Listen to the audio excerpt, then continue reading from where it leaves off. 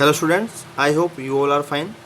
So today we are going to start the explanation of lesson 3 in English literature. And this English is for 8th class. So in the last lecture we have covered the half lesson. Now we are going to cover the another half, and today we are going to explain the another half. Okay. So in the last lecture हमने पढ़ा था कि France और Prussia का वार चल रहा था, 1870 की बात है। तो मोहम्मद हामिल एक टीचर थे जो फ्रेंच पढ़ाते थे, लेकिन अचानक से ऑर्डर आ गया। और ऑर्डर क्या आया? ऑर्डर ये आया कि भाई अब फ्रांस में फ्रेंच लैंग्वेज बिल्कुल यूज़ नहीं होगी, जर्मन लैंग्वेज आपको यूज़ करनी पड़ेगी, जर्मन लैंग्वेज यूज़ करनी पड़ेगी। अब जो मोहम्मद हामिल थे 40 साल से स्कूल में पढ़ा रहे थे। अब यहाँ पर जो एक्चुअल राइटर है इनका नाम है अल्फोंसे डोडेट। तो उन्होंने यहाँ पर अपने आप को ही मान के कहानी लिखी है, जहाँ पर भी आई है I means to say that is Mister Alphonse Daudet. तो अल्फोंसे बताते हैं कि भाई उस समय इतनी बुरी स्थिति थी और मैंने ये एक्सपेक्ट भी नहीं किया था। It was like a thunder clap to me, it was like a thunder clap to me, that means unexpected to me. ये मैं सोचा ही नहीं था कहीं से कहीं तक भी कि ऐसा भी हो सकता है कि हमारा देश है और हमारे देश में जो हमारी भाषा है वही बंद कर दी जाएगी। ठीक है। तो हमारे जो टीचर थे मोहम्मद हामिल, जो हमें इंग्लिश पढ़ाते थे, उन्होंने 40 साल तक स्कूल में पढ़ाया था। बहुत सारे लोग उनको जानते थे। तो जब मैं उस दिन स्कूल पहुंचा तो वहाँ पर मैंने पाया कि हमारे जो पहले मेयर साहब हैं या हमारे जो पोस्ट मास्टर साहब हैं, होसर है, वो सब वहाँ पर बैठे हुए हैं। और ये उनका तरीका है थैंकफुल होने का, आभार व्यक्त करने का। किसको? हमारे मोहम्मद हामिल को। ठीक है। अब इतना कुछ हुआ, लेकिन सर ने, जो हामिल जी थे, उन्होंने पहले दिन एक टॉपिक दिया था बच्चों को पढ़ने के लिए, and that topic was of participle. That topic was of participle. It is the topic belongs to the English grammar, and English grammar में पार्टिसिपल पढ़ते हैं तो यही चीज़ हम आपको बता सकते हैं कि जो मोहम्मद हामिल थे वो इंग्लिश के टीचर थे। ठीक है। ओके। अब बात आती है कि जब उन्होंने उनसे क्वेश्चन किया, हाँ भाई पार्टिसिपल के बारे में बताओ, तो हमारे जो मिस्टर डोडेट थे, अल्फोंसे डोडेट थे, ये खड़े हुए। इनका मन तो था कि मैं सब कुछ बताऊं तेज तेज, पूरी साफ साफ, लेकिन जब ये खड़े हुए तो पहले वर्ड में ही अटक गए। और अटकने के बाद ये बेचारे शर्मिंदगी महसूस करने लगे, गर्दन नीचे हो गई। इनकी इतनी हिम्मत नहीं हुई कि अपनी गर्दन को उठाएं और हामिल जी को देख सकें। इतने में हामिल जी की आवाज़ आई। इतने में हामिल जी ने अल्फोंसे से कहा, क्या कहा? आई वॉन्ट स्कॉल्ड यू, मैं तुम्हें नहीं डांटूंगा। लिटिल फ्रेंड्स, मेरे प्यारे फ्रेंड्सी, you must feel bad enough, तुम बहुत ज़्यादा बुरा महसूस कर रहे हो। हाँ, एक चीज़ बताऊँ, फ्रेंड्स का मतलब यहाँ ये नहीं है कि उसका नाम फ्रेंच है। जैसे आप इंडिया से हो, आपको कहें इंडियन, ठीक है, भारतीय। ऐसे वो फ्रांस से था, उसको फ्रेंच बोला उन्होंने। ठीक है। मेरे प्यारे फ्रांसीसी, मैं तुम्हें डांटूंगा नहीं, तुम पहले ही बहुत बुरा महसूस कर रहे हो। सी हाउ इट इज़, आओ तुम्हें बताता हूँ कैसे। Every day we have said to ourselves, रोज़ हम खुद को ये बात कहते हैं, I have plenty of time, मेरे पास बहुत समय है। I will learn it tomorrow, मैं इसको कल पढ़ लूँगा। And now you see where we have come out, और अब तुम यह देख सकते हो कि हम कहाँ पर आ चुके हैं, हम कहाँ पर आ गए हैं। That's the great trouble with else's, she puts of learning till tomorrow. अब आप ये देखो कि एल्सेस में कितनी बड़ी समस्या है, और ये समस्या ने सब कुछ कल पे छोड़ दिया है। Now those fellows out there will have the right to say to you, अब जो तुम्हारे साथी हैं उनके पास अधिकार है कि वो तुम्हें कुछ कहेंगे। हाउ इज इट, ऐसा कैसे? You pretend to be Frenchman, क्या तुम फ्रेंचमैन होना सोच सकते हो? And yet you can neither speak nor write your own language, और तुम कैसे फ्रेंच वाले बनोगे कि तुम अपनी भाषा को न लिख सकोगे और न बोल सकोगे। But you are not the worst poor little French, लेकिन तुम्हारी हालत इतनी भी ख़राब नहीं है मेरे प्यारे फ्रांसीसी। We have all a great deal to reproach our self with, अब यहाँ पर रिप्रोच आया है, ब्लेम। रिप्रोच मतलब होता है ब्लेम करना, किसी को किसी चीज़ के लिए आरोपित करना। तो but you are not the worst, लेकिन तुम इतने बुरे भी नहीं। बेचारे मेरे छोटे मोटे फ्रांसीसी, we have all a great deal to reproach our self with, क्योंकि हम सब के पास खुद को ब्लेम करने का मौका है। हम सब खुद को ब्लेम कर सकते हैं। Your parents were not anxious enough to have you learn, अब तुम्हारे जो पेरेंट्स हैं वो ज़्यादा उत्सुक नहीं होंगे तुम्हें सिखाने के लिए। They prefer to put you to work on a farm और at the mills so as to have a little more money, अब वो सोचेंगे कि भाई तुम पढ़ाई छोड़ दो, हम नहीं पढ़ा पाएंगे, काम करो, तुम कहीं पर काम करने लग जाओ, किसी के पास खेत में या किसी की मिल में काम करो, जिससे कि तुम भी थोड़ा पैसा घर के लिए कमा कर लाओ। एंड आई, और मैं, I have been to blame also, मैं भी खुद को ब्लेम करूँगा। Have I not often sent you to water my flowers instead of learning your lessons, और मैं ये कहूँगा कि मैं तुम्हें लेसन क्यों पढ़ाता रहा, तुम्हें अपने फूलों में पानी देने क्यों नहीं भेजा।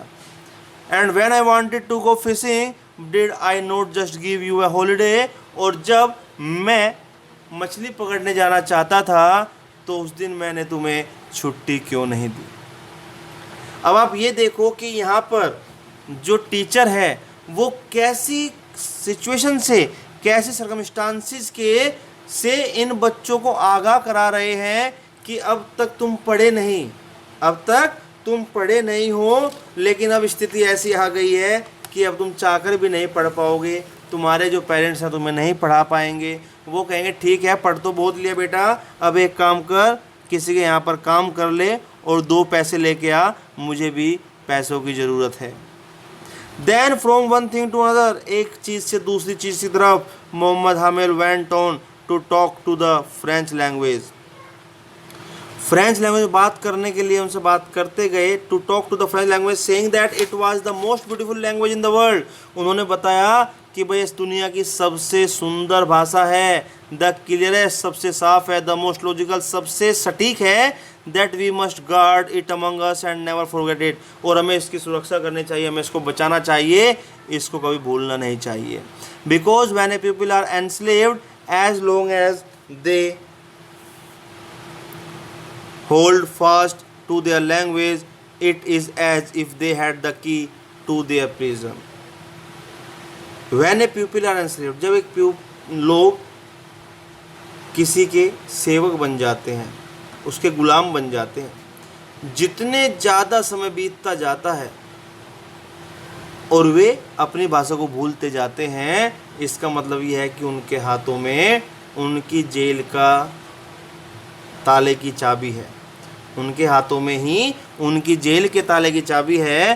Then he open a grammar book, तब वे ग्रामर बुक को ओपन करते हैं, and read us our lesson, और हमें एक लेसन सुनाते हैं। I was amazed to see how well I understood it, और तब मुझे बड़ा अजीब लगता है कि मैंने कितनी आसानी से, कितने अच्छे से उसको समझ लिया।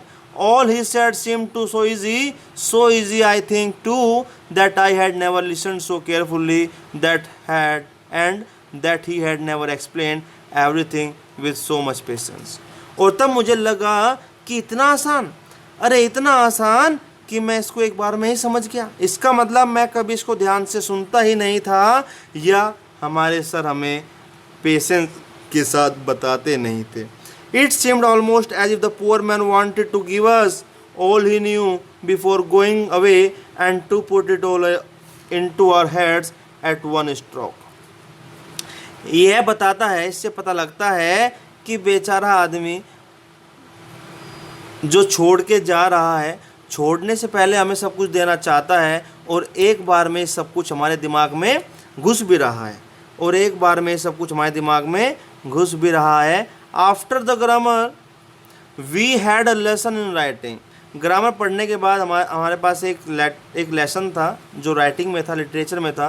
That day Mohammed Hamel had new copies for us, उस दिन मोहम्मद हमील हमारे लिए नई कॉपी लेकर आए थे। Written in a beautiful round hand, France Alsace, France Alsace, जिस पर लिखा हुआ था France Alsace, France Alsace. They looked like little flags floating everywhere in the school room, hung from the road at the top of our desk, You ought to have seen how everyone set to work and how quiet it was. The only sound was the scratching of the pens over the paper. Once some beetles flew in, but nobody paid any attention to them, not even the littlest ones who worked right on tracing their fish hooks as if that was French too. On the roof, the pigeons cooed very low, and I thought to myself, will they make them sing in German? Even the pigeons. अब यहाँ पर कह रहा है कि एक grammar हमने पढ़ ली थी, पार्टिसिपल बता दिए थे, मैं समझ में आ गया था। उसके बाद हमें एक लेसन भी पढ़ना था, और उस दिन नई कॉपियाँ आई थी और उन पेपर पर लिखा हुआ था फ्रांस एल्सेस, ये सब लिखा हुआ था। और ये छोटे छोटे झंडे दिख रहे थे, जैसे मान लो आपने झंडे देखे होंगे, इनकलाब जिंदाबाद, ठीक है, we are Indians, I love my India, इसी तरीके छोटे छोटे झंडे से वहाँ पर लगे हुए थे, जिस पर लिखा हुआ था फ्रांस एल्सेस, ठीक है, जो स्कूल के कमरे में लहरा रहे थे, डेस्क के ऊपर रखे हुए थे, लहरा रहे थे। You ought to have seen how everyone set to work, और आप ये देखेंगे कि कितने लोग बड़े आराम से अपने काम में लगे हुए थे। सिर्फ एक ही आवाज़ वहाँ पर आ रही थी, और वो क्या थी? उन कॉपीज पर पेन का चलना। इतना शांत माहौल था कि उस कॉपी के पेज पर पेन के चलने की आवाज़ आ रही थी। एक दो बार बीच में मक्खियाँ भी आई, लेकिन उस पर किसने ध्यान नहीं दिया, क्योंकि सबका ध्यान अपने काम पर था। यहाँ तक कि छोटे छोटे बच्चे भी, जो फिश हुक्स होते हैं, मछली पकड़ने वाले हुक होते हैं, उस पर काम कर रहे थे। क्यों? क्योंकि वो भी फ्रांसीसी थे, वो भी फ्रांस के थे। अब छत पर मैंने देखा, छत पर कबूतर बैठे हुए हैं और वो कू कू कर रहे हैं, मतलब जो आवाज़ गुडू करते हैं, ऐसा वो कर रहे हैं। तो मैंने मन में सोचा, और क्या सोचा कि हाँ, ये कबूतर भी जर्मन भाषा में बोल रहे हैं। क्या ये कबूतर भी जर्मन भाषा में गा रहे हैं या गाएंगे? Will they make them sing in German? Will they make them sing in German even the pigeon? क्या वे जो प्रूसियन आ रहे हैं, जो युद्ध कर रहे हैं, क्या वो इन कबूतरों से भी जर्मन भाषा में गवा लेंगे क्या? ऐसा ख्याल हमारे राइटर के मन में आया, जिसका नाम था अल्फोंसे डोडेट।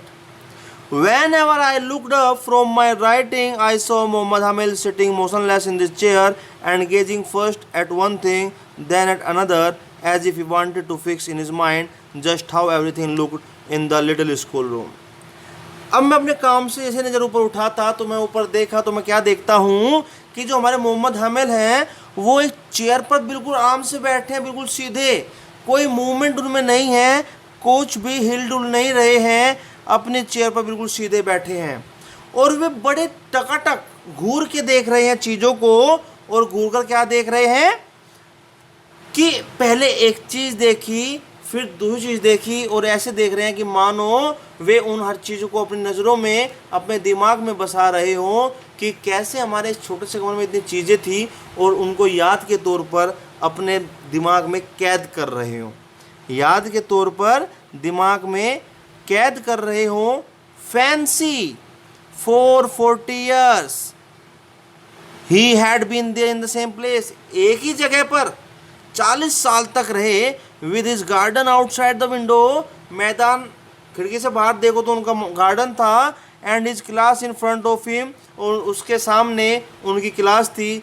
जस्ट लाइक दैट, इस तरीके से वहाँ पर दिख रहा था। Only the desk and benches had been worn smooth, the walnut trees in the garden were taller, and the hope vine that he had planted himself twined about the windows to the roof.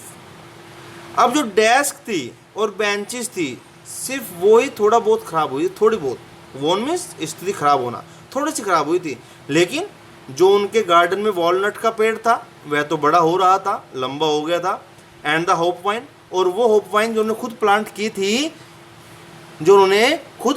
थी, खुद वहाँ पर लगाई थी, वह भी window से roof की तरफ बढ़ रही थी।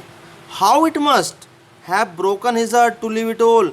अब ये जो सब है कैसे उनका दिल तोड़ देगा, कैसे उनका दिल तोड़ेगा और कैसे वो इनको छोड़ेंगे। बेचारे आदमी, बेचारे मिस्टर, बेचारे, कैसे वो इन सबको भूलेंगे, कैसे वो इन सबको छोड़ेंगे, यह सोचकर मुझे भी बड़ा अजीब सा लग रहा था। पैकिंग देयर ट्रंक्स, अब तभी उनकी बहन आती है, सिस्टर बहन आती है, कहती है कि माल सब पैक हो गया, सब सामान मैंने रख दिया, for they must leave the country next day, हो सकता है कि वो अगले दिन देश को छोड़ रहे हूँ। But he had the courage to hear every lesson to the very last, लेकिन उनमें इतना साहस था, इतनी हिम्मत थी कि वो हर एक लेसन, जो आखिरी लेसन था आखिरी दिन का, उसे पूरा सुना कर जाते। आफ्टर द राइटिंग के बाद we had a lesson in the history, अब वो लिटरेचर पढ़ी, लिटरेचर पढ़ने के बाद एक चैप्टर हिस्ट्री का आया, उसका नंबर आ गया।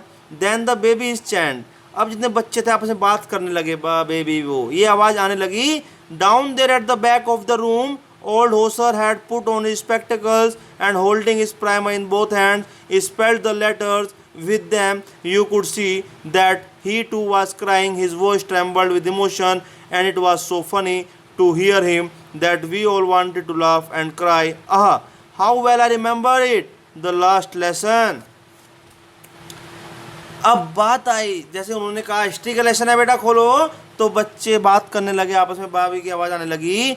अब मैंने पीछे देखा कि जो होसर था उसके हाथ में जो बुक थी वह, उसमें देखकर कुछ शब्द पढ़ रहे थे, कुछ लेटर्स पढ़ रहे थे, लेकिन वह भी रो रहे थे। उनकी जो आवाज़ थी बहुत ज़्यादा इमोशन वाली लग रही थी, फीलिंग उनकी थोड़ा डाउन थी, दुखी से महसूस हुए, और यह बड़ा अजीब सा भी लग रहा था। इवन हमारा मन तो हंसने का कर रहा था, लेकिन कैसे मैं यह आखिरी लेसन कैसे याद करता हूँ। हाउ वेल आई रिमेंबर, कितने अच्छे से मैं ये लास्ट लेसन याद रख सकता हूँ।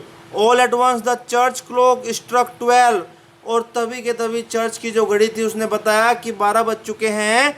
देन द एंजलस, और तब Angelus, at the same moment the trumpets of the Prussians returning from drill sounded under our windows. Mohammed Hamel stood up very pale in his chair, I never saw him look so tall. तभी आवाज़ आई, विजय के नगाड़े बजने लगे। Prussian को लगा कि भाई मतलब द ट्रम्पेट्स ऑफ द प्रूशियंस के जो ट्रम्पेट्स थे वे शुरू हो गए। अब ड्रिल की आवाज़ आने लगी, और आवाज़ कहाँ से आ रही थी, खिड़की के बाहर से, नीचे से आवाज़ आ रही थी। अब मोहम्मद हामिद खड़े हो गए, खड़े जैसे हुए तो बिल्कुल पीले, जो है डर में आदमी पीला हो जाता है, बिल्कुल पीले पीले लग रहे थे। और मैंने उन्हें, आई नेवर सो हिम, मैंने उनको कभी नहीं देखा था इतना लंबा, उनको लुक सो टॉल, वो आज बहुत ज़्यादा लंबे लग रहे थे, वो आज बहुत ज़्यादा लंबे लग रहे थे। माई फ्रेंड्स सेड ही, उन्होंने कहा मेरे दोस्तों, आई बट समथिंग चोक्ड हिम, वो कुछ कहना चाहते थे, उन्होंने कहा मैं, और किसी चीज़ ने उनको रोक दिया। समथिंग चोक्ड हिम, किसी चीज़ ने उनको रोक दिया। He could not go on, और वे उस बात को नहीं कह पाए। Then he turn to the blackboard, तब वे ब्लैक बोर्ड की ओर मुड़े। टूक अ पीस ऑफ चौक, एक चौक उठाई, and bearing on with all his might he wrote as large as his could, और तब उन्होंने सब कुछ भूलकर जितना बड़ा हो सकता था बोर्ड पर कुछ वर्ड्स लिखे, और वो वर्ड्स क्या थे, वीवे la France, वीवे la France, France, वीवे la France. अब वीवे ला फ्रांस बेसिकली मैं आपको बता देता हूँ, जैसे आप लोग कहते हैं इनकलाब जिंदाबाद, मेरा देश अमर रहे, मेरा भारत महान, इसी तरीके से ये देश के लिए, जो देशभक्ति जताने के लिए एक वर्ड था। Vive la France is a French word, is a French code in by which they can show, by which they show their patriotism towards their country. ठीक है, वीवे ला फ्रांस क्या है, आप कहते हो मेरा भारत महान, इसी तरीके से इसका मतलब है लॉन्ग लिव फ्रांस, फ्रांस अमर रहे। ठीक है, हुर्रे फॉर फ्रांस, फ्रांस के लिए जीत की खुशी। ठीक है, ये वर्ड यहाँ पर शो करते हैं उनकी देशभक्ति को, जैसे कि आपको दिखा देता हूँ, ये देखो यहाँ बोर्ड पर लिख रहे हैं वीवे ला फ्रांस, ठीक है, ये लिखा वीवे ला फ्रांस, इतना बड़ा बड़ा ये लिख रहे हैं, ठीक है। तो ये उनका एक पैट्रियोटिज्म, देशभक्ति को दिखाने के लिए एक वर्ड है, okay. Then he stopped and learn and lean his head against the wall, तब वो रुक गए, उन्होंने लिखा वीवे ला फ्रांस और वो रुक गए और दीवार पर सर टेक कर खड़े हो गए। विदाउट ए वर्ड, एक वर्ड भी नहीं कहा। He made a gesture to us with his hand, school is dismissed, you may go. उन्होंने बेचारे एक वर्ड भी नहीं बोला, बस अपने हाथों इशारा किया कि जाओ, स्कूल का टाइम खत्म हुआ, तुम लोग जा सकते हो। ये हो कितना इमोशन वाला टाइम था, कितना इमोशनल फील कर रहे थे कि बेचारे एक वर्ड भी नहीं बोल पाए कि स्कूल ख़त्म हुआ, तुम जा सकते हो। तो जब कोई व्यक्ति किसी से इतनी फीलिंग के साथ जुड़ा होता है अपने देश से, और जब देश में कुछ नुकसान होता है तो उसको बड़ा दुख होता है। ये यहाँ पर आपको बताया गया है, राइटर हमारे ऑथर मिस्टर अल्फोंसो डोडेट ने सब लिखा। यहाँ पर इनके बारे में है 1840 से 1897 तक का इनका लाइफ स्पैन है। ये एक फ्रेंच नोवेलिस्ट थे, फ्रांस, हमने पढ़ा कि फ्रांस के रहने वाले थे। शॉर्ट स्टोरी, छोटी छोटी कहानी लिखते थे। Now remembered chiefly as the author of sentimental tales of provincial life in the south of France. अब इनको फ्रांस में एक प्रांतीय जीवन के बारे में कहानियाँ लिखने के तौर पर जाना जाता है। फॉर्मरली अ स्कूल टीचर, पहले एक स्कूल टीचर थे। He quitted to make a living as journalist in Paris. उसके बाद इन्होंने पेरिस में जर्नल का, जो जर्नलिस्ट होते हैं, जो ये न्यूज़पेपर वगैरह में खबरें देते हैं, उनका काम किया। He took to writing and his poems were collected into a volume called Les Amoureuses. इन्होंने जितनी भी कहानियाँ लिखी हैं उन सबको एक जगह बुक में लिखा, उस वॉल्यूम का नाम क्या दिया गया, लेस एमोरियोसिस उसका नाम दिया गया। ठीक है बच्चों, तो ये कहानी अल्फोंसो डोडेट की थी। ये एक एग्जाम्पल है आपके लिए कि अगर आपके ही देश में आपकी ही कदर न रहे, आपके ही देश को तवज्जो न दी जाए, तो आपका देश की क्या स्थिति हो सकती है। तो इसलिए जो चीज़ें आपको मिली हैं उनको ग्रांटेड न लें, उनका ध्यान रखें, चाहे वो आपकी भाषा हो, चाहे वो आपका पानी हो, चाहे लाइट हो, बहुत ध्यान से उनकी हिफाजत करें। अपनी संस्कृति को वैल्यू दें, अपनी संस्कृति की कीमत को पहचानें। ये सब यहाँ पर बताया गया है। बहुत सीरियस चैप्टर, अगर आप इसको अपने जोड़ोगे तो आप लोग समझ जाओगे और अच्छी तरह से आप उसको अप्लाई कर पाओगे। ओके स्टूडेंट्स, बाय बाय, टाटा, see you soon in the next video.